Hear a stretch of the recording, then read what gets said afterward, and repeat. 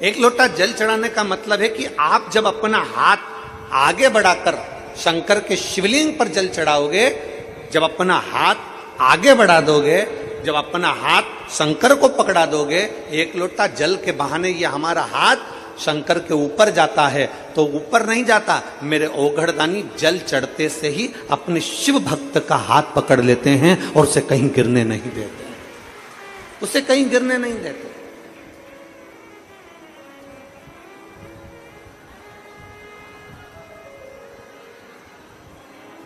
हमारे पास में कई लोग सूचना करते हैं, गुरुजी आप अपनी कथा में वही की वही भजन दोहराते रहते हो, आप अपनी कथा में वही की वही लाइन दोहराते रहते हो, बार बार इतनी कथा सुनी हमने, आपके भजन वही चलते हैं, आपकी लाइनें वही चलती है कथा में, आपके जो भजन की टिप है वो वही की वही चलती है। उसका कारण क्या है? हम पूरे शिव भक्तों से इतना चाहते हैं कि जो शिव महापुराण की कथा में भजन या एक लाइन कीर्तन की बोली जाती है, वो लाइन आप भी गुनगुनाओ। तो कभी शंकर के मंदिर में खड़े होगे तो बाबा के मंदिर में भी आपको वो लाइन का स्मरण होगा कि अंत समय प्रभु, जितने बैठे हो सब गाइए।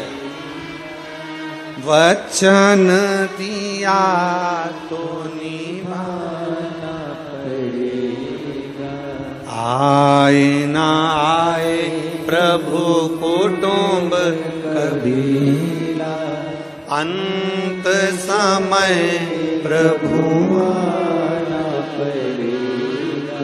हम बार बार उस लाइन को इसलिए गुनगुनाते हैं कि आपकी चित्तवृत्ति में बैठ जाए कि अंत समय में उस भोले को बुलाना,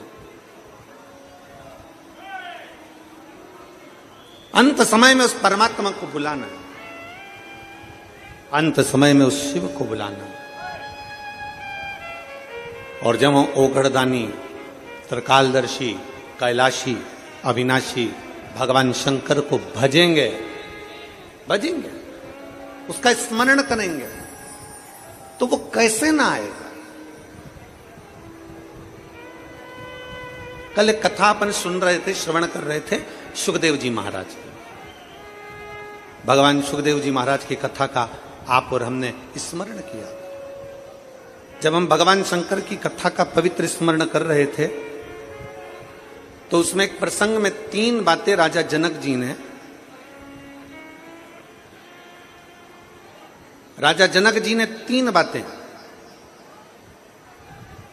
श्री सुखदेव जी महाराज से कही। उसमें एक बात राजा जनक जी ने सुखदेव जी से कही कि सबसे बड़ा आश्रम गृहस्थाश्रम होता है।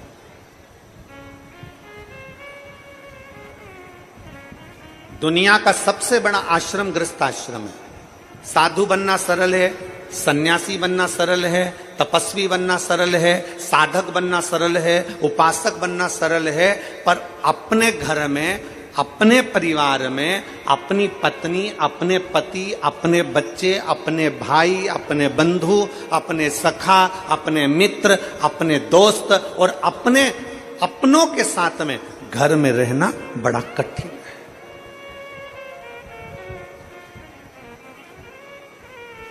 साधु बन गए, घर छोड़ दिया, अकेले तो कहीं पे भी रह लो, अकेले तो तुम होटल में पड़े रहो तो तुम्हारा मन लग जाएगा, पर घर में तो रहो। घर में इधर से माता जी कुछ कहे, उधर से पिताजी कुछ कहे, उधर से पत्नी कुछ कहे, उधर से पति कुछ कहे, उधर से भाई कुछ कहे, उधर से बहू कुछ कहे, उधर से रिश्तेदार कुछ कहे, तब घर में रहना बड़ा कठिन हो जाता है। साधु बनना सरल है, तपस्वी बनना सरल है, साधक बनना सरल है, उपासक बनना सरल है, सन्यासी बनना सरल है, पर गृहस्थी बनना सबसे कठिन है। दुनिया का सबसे कठिन काम है गृहस्थ आश्रम में रहना।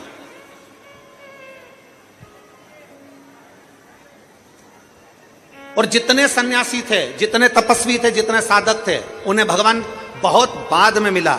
जो गृहस्थी थे उनको भगवान जल्दी मिल गए। मीराबाई गृहस्थी थी, पति परिवार के साथ रहती थी, गिरधर गोपाल मिल गए। कर्माबाई भगवान मिल गए। नामदेव जी भगवान मिल गए। संत तुकाराम जी भगवान मिल गए। मुक्ताबाई भगवान मिल गए। बड़ी सरलता से रामकृष्ण परमहंस भगवान मिल गए। गृहस्थ आश्रम एक ऐसा आश्रम है जिसमें रहकर आप अगर भगवान को एक क्षण भी पुकार रहे हो तो भगवान आपको प्राप्त हो।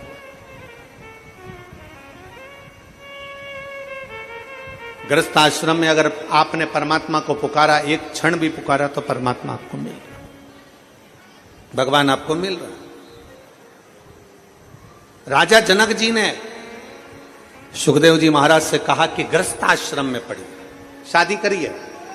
सुखदेव जी महाराज ने कहा, मैं और शादी, विवाह कैसे कर ले, मैं शादी कैसे कर? नहीं, शादी तो करना पड़ेगा, गृहस्थाश्रम में पढ़ना पड़ेगा, तो मैं किससे शादी करूं? सुखदेव जी महाराज ने पूछा राजा जनक जी से, आप मेरे गुरु हो, आप आज्ञा करिए कि मैं विवाह किससे करूं। इतने में राजा जनक जी ने कह दिया, जन्म मरण और परण। जन्म, डॉक्टर बोल भी देना कि इतनी तारीख तक डिलीवरी हो जाएगी, इतनी तारीख तक जापा हो जाएगा, पर जब तक मेरा बाबा ना चाहे तब तक जन्म नहीं हो सकता। जब तक मेरा बाबा ना चाहे तब तक जन्म नहीं हो सकता। जन्म, मरण, किसी ने हाथ देखकर कह दिया, पत्रिका देखकर कह दिया, खूब लंबी उम्र है, खूब जियोगे, 80 साल 90 साल 100 साल, खूब लंबी उम्र है। मालूम पड़े अटैक आया, निपट गया, बैंक का खाता बंद, चल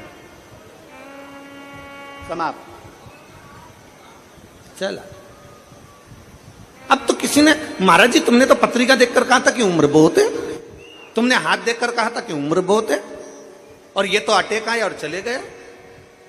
और किसी किसी को डॉक्टर ने कह दिया कि इसकी अंतिम सांस चल रही है, इसको घर ले जाओ। उसको घर ले गए, 4 बार गोबर से लीप के नीचे सुला दिया, तो भी प्राण नहीं छूटे। वो जैसी की जैसी थी, वो जैसा की जैसा ही था, मरा ही नहीं। जन्म, मरण, और तीसरे नंबर पर है परण। परण मतलब शादी, विवाह। किसके साथ होगा, कब होगा, कैसे होगा, कहां होगा, ये उसने निश्चित कर कर रखा। परण ये उसने निश्चित करा।